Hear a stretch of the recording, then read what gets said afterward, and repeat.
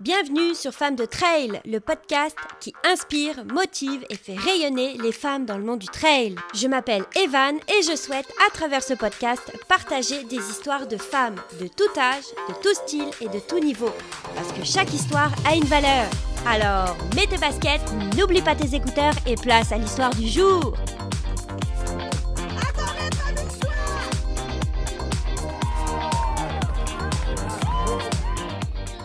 Bonjour et bienvenue sur le tout premier épisode de Femmes de Trail.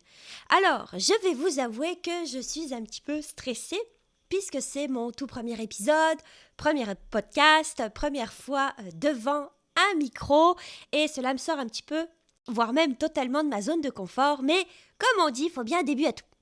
Et je suis bien entendu très contente et enthousiaste d'être là, car Femmes de Trail me tient vraiment à cœur. Déjà, vous allez me dire, qu'est-ce que c'est que Femmes de Trail ?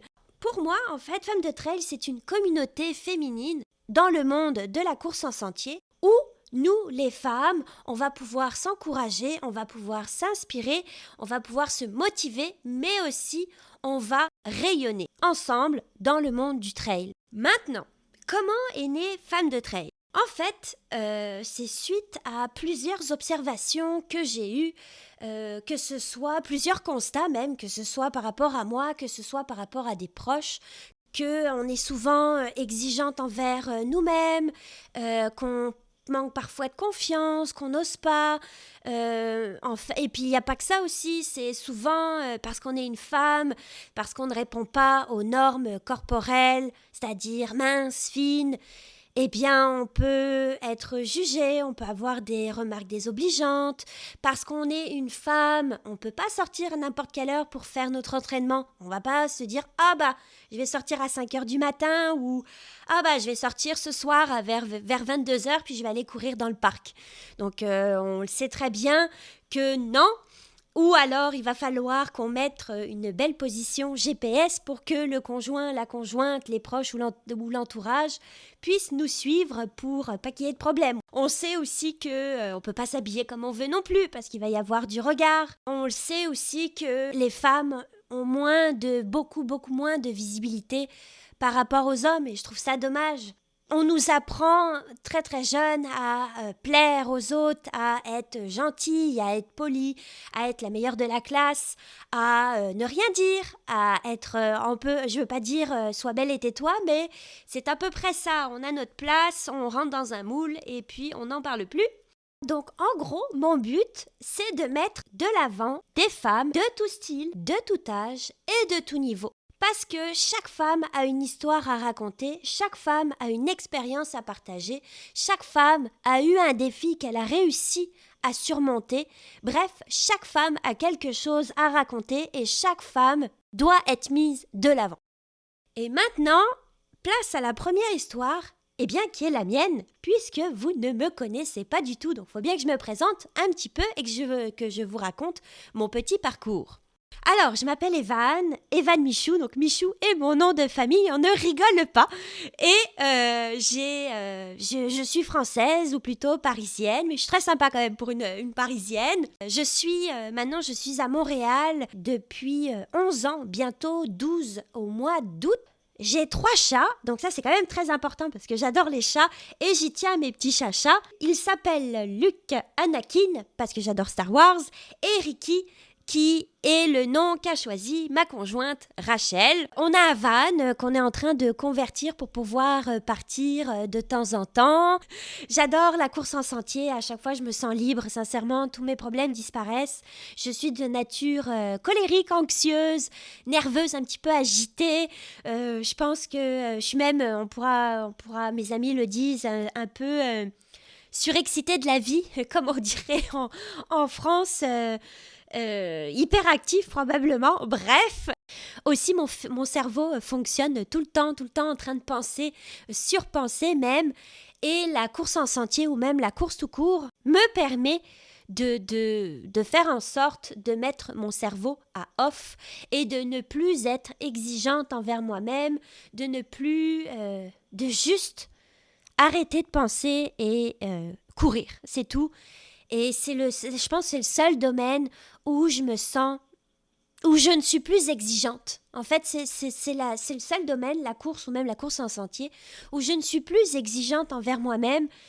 J'attends rien, je veux juste courir, mettre mes baskets un peu comme Forrest Gump, puis aller visiter.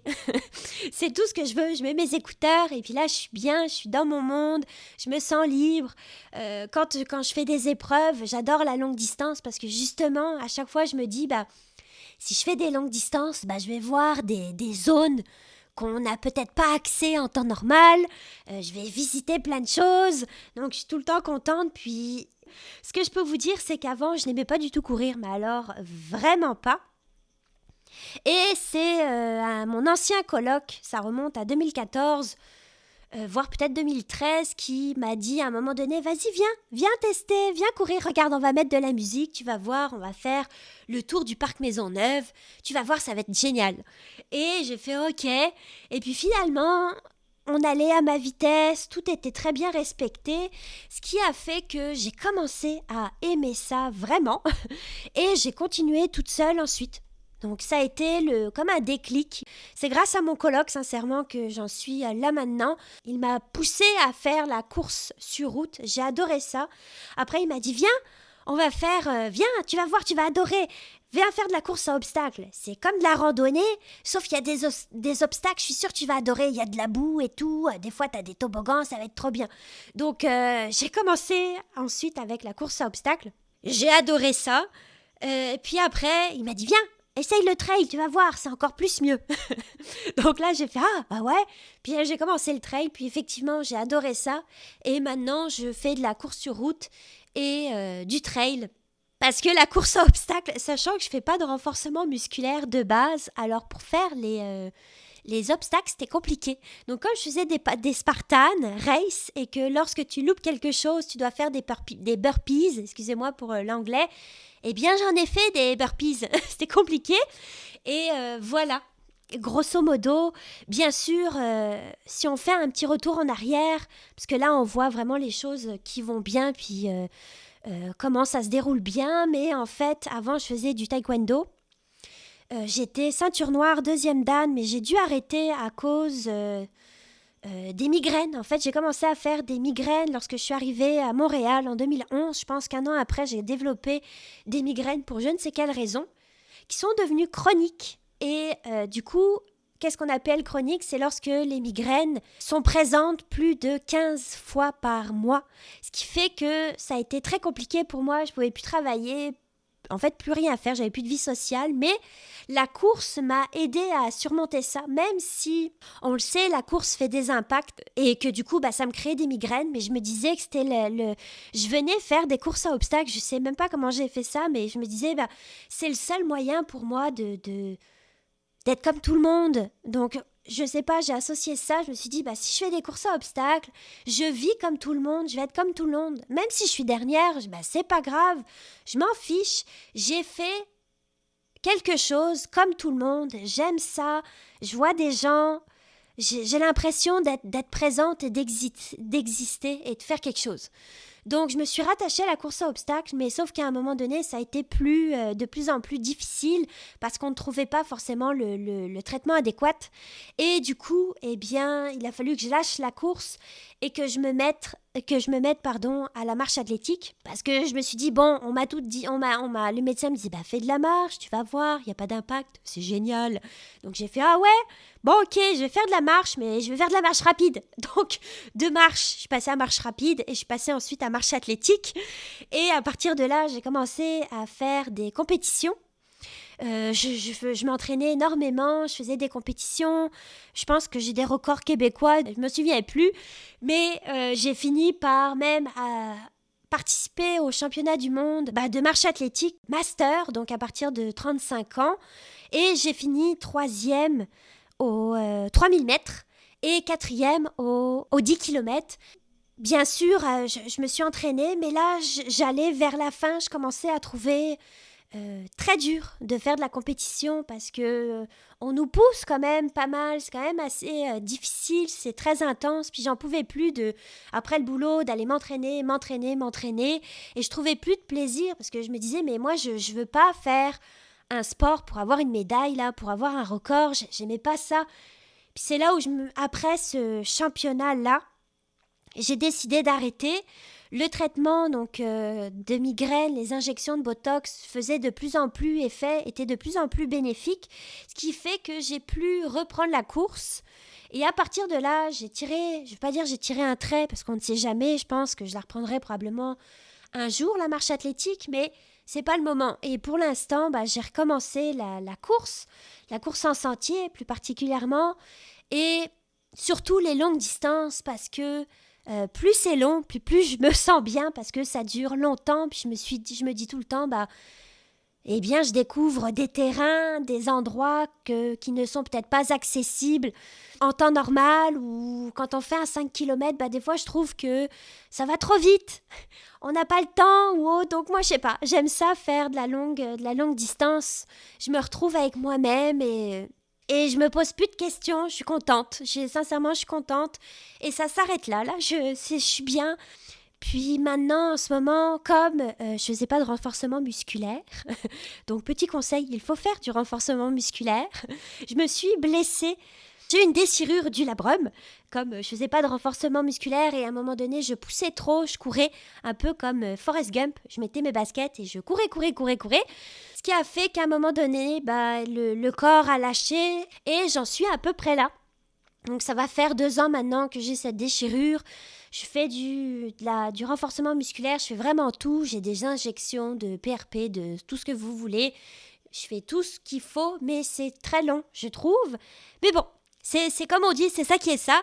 Donc ça a permis de travailler beaucoup de choses au niveau de mon mental. Donc voilà, grosso modo, mon rêve, parce qu'on va parler quand même de choses plus gaies, mon rêve le plus fou et que j'ai vraiment en ligne de mire, c'est de pouvoir faire la Diagonale des Fous. Un jour, j'espère dans 2 ans ou dans 3 ans, je ne sais pas, de faire cette belle Diagonale des Fous parce que on voit des paysages de folie sur l'île de la Réunion. Donc, c'est pour ça que je veux la faire.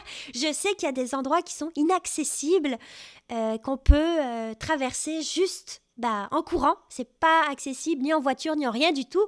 Donc, moi, j'adore ça. Quand on me dit ça, je fais waouh, je vais découvrir une île, ça va être génial. Donc, voilà pourquoi la Diagonale des Fous. Donc, voilà, grosso modo, pour moi, j'espère que ça vous a plu. N'hésitez pas à vous abonner au podcast pour avoir la suite des épisodes. J'espère que ce projet-là vous plaira. J'espère de tout cœur, j'espère vraiment pouvoir vous inspirer, j'espère vraiment pouvoir vous donner du courage, j'espère vraiment pouvoir vous apporter que du positif. Voilà, j'espère pouvoir vous apporter plein de bonnes choses avec toutes ces histoires de femmes qui vont être partagées. Donc voilà, un grand merci, puis on se retrouve la prochaine fois pour un prochain épisode. Voilà, bye bye!